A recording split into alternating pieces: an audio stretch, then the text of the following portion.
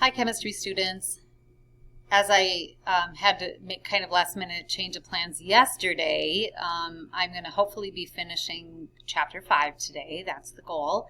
I wanted to go just kind of recap what was in the video a little bit and give you some notes maybe to jot down on that about atomic emissions spectra. So we know when we run white light, so regular sunlight, for example, through a prism, it splits into all the colors of the rainbow, and that's what we call the atomic emission spectra of white light. But different elements have different atomic emission spectra. So even the elements that we burned, we did our flame test. If we would have looked at those through a prism, we would not have seen all the colors. We would have seen some of the colors, and it would have been different depending upon which element we were burning, if that makes sense. So we looked at like barium, potassium, copper, strontium, and so on.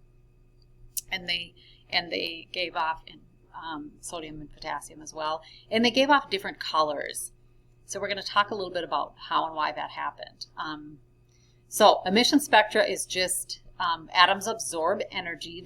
Their electrons move to higher energy levels. So in our case with that lab, we heated it in the Bunsen burner. It heated up, and then we were able to, as those gases, like as we burned things, they vaporized. As those gases moved farther away from that Bunsen burner, of course they cooled back down. So those ions, those metal ions, then the electrons actually dropped to lower energy level, and when that happened, that light was given off. And hopefully you saw with potassium, for example, was kind of a violet-y sort of color, kind of purpley, pinky, between purple and pink. Barium was kind of a yellowish green. Copper was green, a different green. And so we see those different colors, and that's because we're getting part of these wavelengths of light, but not all of them. So if you saw something that's purple, for example, probably had some red and some blue wavelength, electromagnetic wavelength. So we saw kind of a blending of that. So again, if this were an atom, so this is the nucleus, and then we have electrons, right here for starters. And if we add energy to that in the form of heat, we're bumping it up to a higher energy level. So energy is absorbed from that Bunsen burner flame, for example. When that moves away from the Bunsen burner flame, then this is going to drop back down to that lowest energy level. We're going to talk a little bit about some of those terms later, but then energy is released, and we saw it released in the form of visible light. So that's kind of what happened. The amount of energy absorbed to bump it up to that higher energy level is equal to the amount of energy that is given off when it drops back down, right? That energy is conserved in that. And again, each element has its own characteristic atomic emission spectra. This is actually pretty fascinating. This is how they determined what gases were present on the sun and even other distant stars. If they run it through a prism and split the light into different colors, and they know that, for example, hydrogen has, some red and some blue and, whatever, I don't remember. But they could identify which gases actually were present on distant stars, so that's kind of cool. All right, and then the quantum concept and photons, and I know this gets a little bit deep, but Planck's constant is a really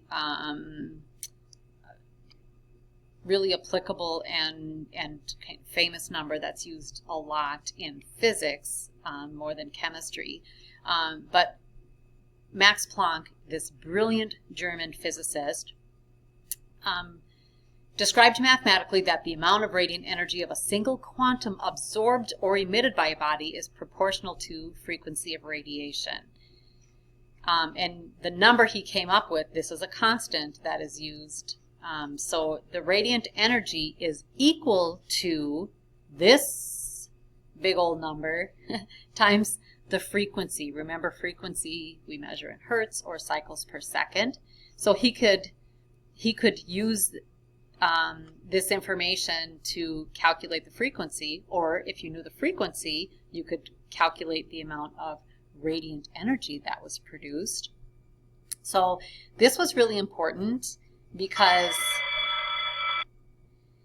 with this he could explain why heated metal turned from black to red when you heated it up, but if you continued to heat it, it would glow orange and then eventually yellow, and and why it changed colors the more and more and more you heated it. So a small energy change could produce low frequency radiation. A large energy change could produce high frequency radiation. So remember, what we're seeing are, whoopsie, and I forgot, Roy G. Biv. I see that I erased part of this. We actually do say Biv, but we really don't count the I as a color. Some people say indigo, but apparently that indigo is not really a color in the spectrum. So we say red, orange, yellow, green, blue, violet are the colors of the rainbow. Red wavelength of electromagnetic radiation of that visible spectrum. Red has very long wavelengths compared to violet, which is very short wavelengths. So red has a lower frequency and also lower energy than violet, which is high frequency. And if you think about that, it makes sense. If you had a rope, let's say that you have a rope and you're moving it back and forth to make waves in it. If you move your arm very slow, you get very long, kind of slow, lazy waves in your rope. But if you move your hand really fast back and forth, then you put a lot more energy into it, but you get a much higher frequency wave. So think of,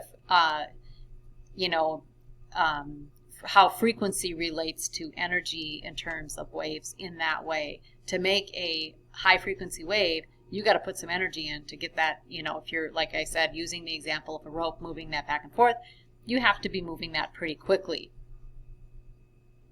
So hopefully that makes sense. So he's just saying, if you put more heat into it, it's going to glow a different color because you're making a higher frequency wavelength that's being ejected from that. There's just a couple concepts we want to go through at the end here. Oh, I am writing right over my face. The photoelectric effect is the ejection of electrons when light shines on a metal. Albert Einstein, my favorite physicist, so Planck's constant had to be, calculated before Albert Einstein just a few years later. So Max Planck, we're talking about 1900. And this is a great example of how scientists are always building on the work of other scientists. Albert Einstein didn't have to reinvent the wheel here, so to speak. He could say, hey, Max Planck, I love your constant. I'm going to apply it to something else because that's what scientists do. So he built on the work of Max Planck, and he said, hey, I can explain the photoelectric effect another way too. I think that light's this crazy thing that behaves as particles sometimes, and that light could be ejected from metals in quanta or specific quantities of energy called photons. And we actually know that that's kind of true. So the photoelectric effect is just that ejection of electrons when light shines on a metal. And Albert Einstein, just said, well, sometimes light kind of behaves like particles. We a lot of times we think of light as, waves of, that electromagnetic spectrum. But he said sometimes light actually kind of behaves a little bit like particles. And again, this is kind of what we saw then when we heated those substances and we saw it emit different colors of light. When these electrons dropped back down and it emitted light, it was due to more particle moving those electrons from one energy level to another. And we're not going to spend a lot of time with that. It's just more of, I want to mention that. It's a bit more of a physics concept. Okay, so this is kind of cool, and I think a little simpler. So remember when we said, oh yeah, we heat substances that then, as they drop down in energy levels, you know, we saw that as light. Like we observed that when you did that flame test. And this is just showing exactly in a kind of a diagram how that happened. So if you have an electron in, let's say, let me pick a color. Let's say this energy level, if this represents one of the energy levels that we find electrons, and we heat that up, and of course, you know, it'll bump up another energy level because we added energy. It takes a certain amount of energy to do that, and so on. When it drops back down, it's going to emit colors of light. What they're showing here is, well, how come sometimes that light is red and sometimes that light is blue? It depends how big of a jump there is in dropping of energy. So if it drops all the way from, if that electron was excited all the way out to this level, and then when it moves away from that heat source or cools back down, loses energy, and it drops all the way from this energy level all the way down to here, it's going to emit blue light. If it only drops from one energy level from here to here, that's red light.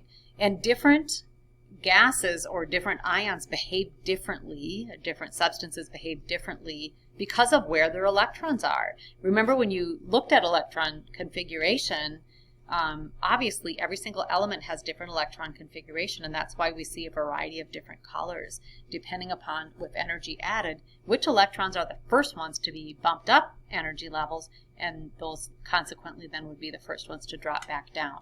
We do say when they're at their lowest energy, they're in their ground state. That's where they typically sit. But when you add energy, we bump them up a level. We say they're in an excited state.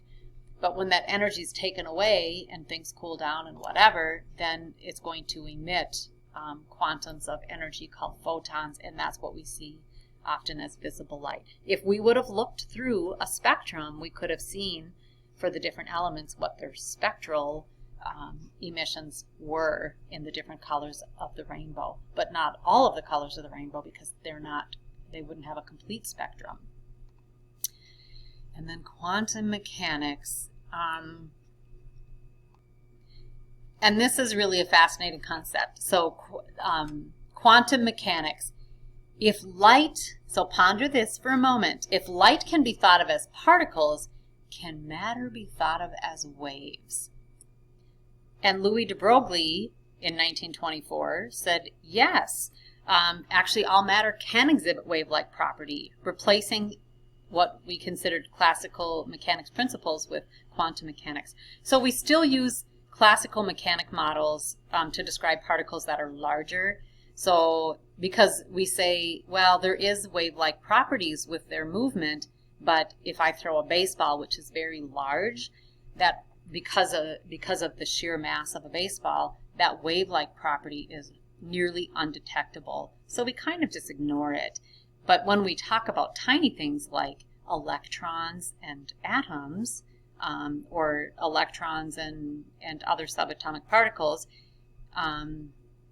we have to use this quantum mechanics model that is thought of as both particle and wave. Okay?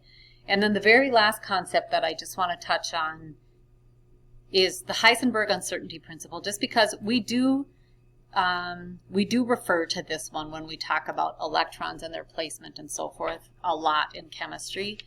Heisenberg uncertainty principle just says that it's impossible to know both the position, so where something is located, and also the velocity of that particle at the same time. Especially true of electrons. So you may either know where an electron is when you're mapping electrons, or you may calculate the speed of an electron and you may know the speed at which it's moving, but technically if it's moving then it's not in one place, and so it's that whole conundrum of you know, either where is it or how fast is it moving. And that's it.